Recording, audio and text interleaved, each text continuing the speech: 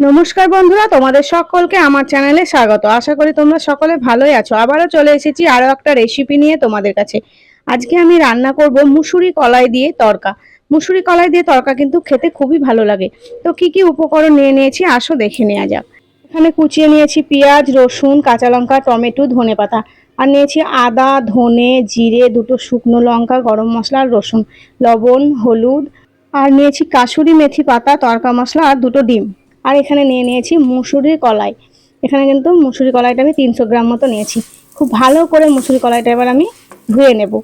এই গোটা মুসুরির ডাল বা গোটা মুসুরি কলাই দিয়ে তড়কা কিন্তু খুবই ভালো হয়, খেতেও ভালো লাগে। এবার আমি এর মধ্যে দিয়ে দিলাম জল। জল দিয়ে খুব ভালো করে হাত দিয়ে কচলে কচলে এটা আমি ধুয়ে নেব, যাতে এর মধ্যে কোনো মাটি থাকলে সহজেই সেটা গলে যায়। খুব ভালো করে অনেকবার জল দিয়ে আমি ধুয়ে নিয়েছি কলাইটা। এবার আমি এটা প্রেসার কুকারের মধ্যে দিয়ে দেব। এখানে প্রেসার কুকার বসিয়ে দিয়েছি, কলাইটা এবার ঢেলে দেব। এখানে আমি 300 গ্রাম মতো কলাই নিয়েছি, সেই অনুযায়ী মশলা নিয়ে নিয়েছি। কলাইয়ের পরিমাণ বেশি হলে মশলার পরিমাণটাও কিন্তু বাড়িয়ে দিতে হবে। এবার আমি দিয়ে দিলাম ওই বাটিরই 1 বাটি মতো জল। এই বাটির 1 বাটি জল দিলেই হয়ে যাবে। এখানে বাটিতে একটু জল কম ছিল, তাই আরও একটু জল আমি দিয়ে দিলাম। এবার ঢাকনা লাগিয়ে এটা 2টো সিটি আমি মেরে নেব। 2টো সিটি দিলেই ডালটা কিন্তু খুব সুন্দরভাবে সেদ্ধ হয়ে যাবে। এদিকে যতক্ষণ সিটি পড়ছে ততক্ষণে আমি এদিকে একটু মশলা করে নেব। তো প্রথমে একটা মিক্সির বাটি নিয়ে নিলাম। মিক্সির বাটির মধ্যে দিয়ে দেব রসুন, দুটো শুকনো লঙ্কা, জিরে, ধনে, আদা আর গোটা গরম মশলা। এটা আমি খুব ভালো করে মিহি করে পেস্ট করে নেব। মিক্সির বাটির মধ্যে সমস্ত মশলাগুলো আমার দেওয়া হয়ে গেল। এবার অল্প পরিমাণের জল দিয়ে দেবো। অল্প একটু জল দিয়ে দিলে পেস্টটা খুব ভালো হয়। ভালো করে ঢাকনা লাগিয়ে দিয়েছি। এবার এটা আমার পেস্ট করে নেওয়া হয়ে গেছে।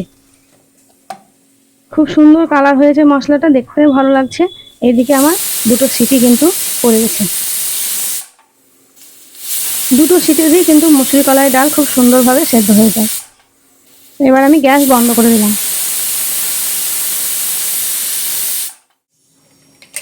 ঢাকনাটা খুলে এবার দেখবো ডালটা কিরকম সেদ্ধ হয়েছে। ডালের মধ্যে কিন্তু জল নেই, পুরো জলটা একদম টেনে নিয়েছে। আর ডালটাও কিন্তু খুব সুন্দর সেদ্ধ হয়েছে। এইভাবেই ডালটা করে নিতে হবে তড়কা করার জন্য। যেরকম শুকনো হয় সেইভাবেই কিন্তু জলটা আন্দাজ করে দিতে হবে।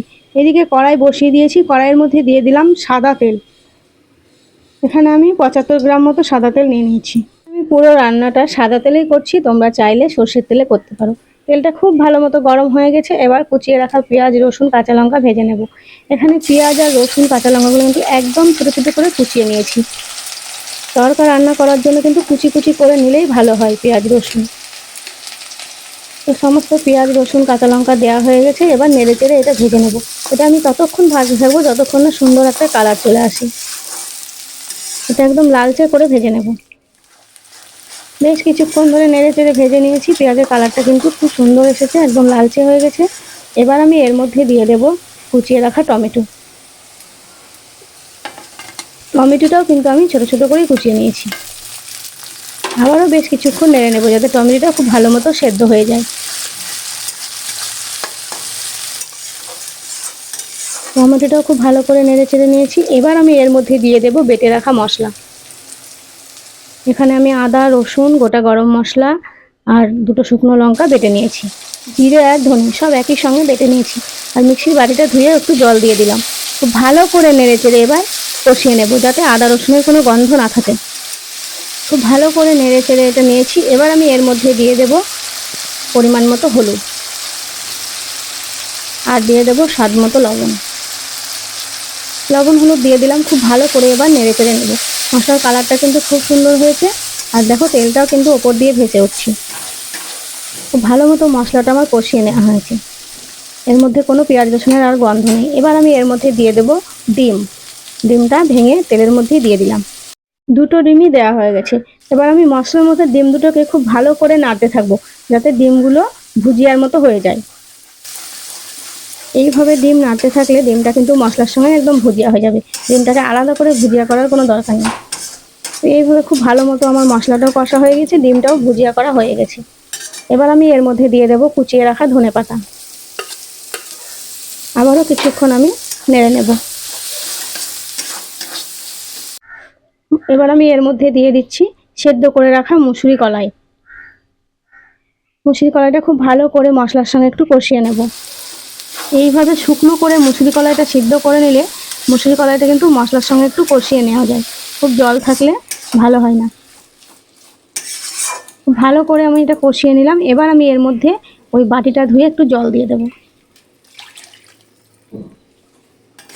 আবারও খুব ভালো করে নেড়ে চেড়ে ফুটিয়ে নেব। বেশ কিছুক্ষণ ধরে এটা আমি নাড়তে থাকবো যাতে তলাটা না লেগে যায়। অনেকেই কিন্তু কলাইয়ের ডালের তরকা খেতে পছন্দ করে না বা কোনো অ্যালার্জি থাকার কারণে খেতে পারে না। তারা কিন্তু এইভাবে মুসুরি কলাইয়ের ডাল দিয়ে বা মুসুরি কলাই দিয়ে তরকা বানিয়ে অনায়াসে খেতে পারে। এইভাবে তরকা বানালে খেতে কিন্তু খুবই ভালো লাগে। এটা রুটি, পরোটা সবের সঙ্গেই খাওয়া যায়। এবার আমি এর মধ্যে দিয়ে দিচ্ছি 1 চামচ মতো তরকা মশলা। 1 চামচ তরকা মশলা দিয়ে খুব ভালো করে নেড়ে চেড়ে মশলাটা আমি খুব ভালো করে মিশিয়ে নেব তরকার সঙ্গে। এইভাবে মুসুরির ডালের তরকা বানালে খেতে কিন্তু খুবই ভালো লাগে। তো তোমরা কিন্তু অবশ্যই একবার বাড়িতে এইভাবে তরকা বানিয়ে দেখবে। তো এবার আমি এর মধ্যে দিয়ে দেব কাসুরি মেথি পাতা। এটা আমি হালকা করে শুকনো খোলায় একটু ভেজে নিয়েছি। এবার হাতের তালুতে নিয়ে একটু ডলে এর মধ্যে ছড়িয়ে দেব। তাহলে কিন্তু গন্ধটা খুব সুন্দর বেরোয় আর তরকার টেস্টটাও কিন্তু দ্বিগুণ বেড়ে যায়। কাসুরি মেথি পাতাটা আমার ছড়িয়ে দেওয়া হয়ে গেছে। আরও কিছুক্ষণ নেড়ে চেড়ে খুব ভালো করে ফুটিয়ে নেব। তরকা মশলা দেওয়ার পর আর কাসুরি মেথি পাতাটা গুঁড়ো করে দেওয়ার পরেও কিন্তু আমি মিনিট 2 খুব ভালো করে ফুটিয়ে নেব। এটা খুব ভালো করে ফুটিয়ে নিলে গন্ধটাও কিন্তু খুব সুন্দর বেরোয় আর কালারটাও কিন্তু খুব সুন্দর আসে। তো দেখো খুব সুন্দর কালার চলে এসেছে। দেখতে কিন্তু একদম মনে হচ্ছে কলাইয়ের ডালের তরকা, কিন্তু না, এটা মুসুরির ডালের তরকা। খেতে কিন্তু খুবই ভালো লাগে। তো আমার পুরো কমপ্লিট হয়ে গেছে তরকা রান্না। এবার আমি নামিয়ে নেব। এইভাবে মুসুরির ডালের তরকা করলে খেতে কিন্তু খুবই ভালো লাগে। ছোট বড় সবাই পছন্দ করে খেতে। মুসুরি কলাইয়ের তরকার রেসিপি যদি তোমাদের ভালো লেগে থাকে তাহলে ভিডিওটিতে একটি লাইক, আর চ্যানেলটি যদি সাবস্ক্রাইব করা না থাকে তাহলে চ্যানেলটিকে অবশ্যই সাবস্ক্রাইব করে পাশে থাকা বেল আইকনটি ক্লিক করে অল করে দেবে, যাতে আমার ভিডিও নোটিফিকেশন সবার আগে তোমাদের কাছে পৌঁছে যায়। আরও এরকম অনেক রেসিপি জানার জন্য আমাকে কমেন্ট করুন। আবারও চলে আসবো এরকমই অনেক রেসিপি নিয়ে তোমাদের কাছে।